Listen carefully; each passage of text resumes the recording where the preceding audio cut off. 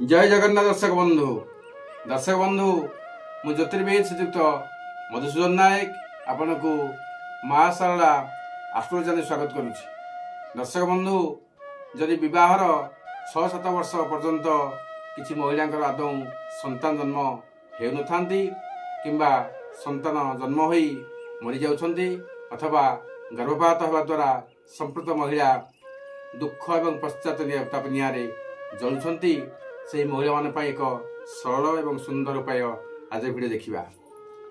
जेकोसी शुक्रवार दिन सोला बेसन में 2 खंड मोटा रुटी घी दे तैयारी करंतु एवं आलू भाजी करेंगे।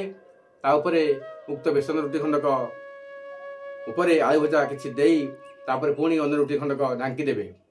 उक्त रुटी एवं आलू भाजी को खलीपत्र धरी संपृक्त महिला जे कि निसंतान थे जेकोसी भिक्षुक को खाइबा देवे एवं भिकारी खाइबा बेले उक्त स्त्री ता पाखरे उपस्थित रही देखुथिबे।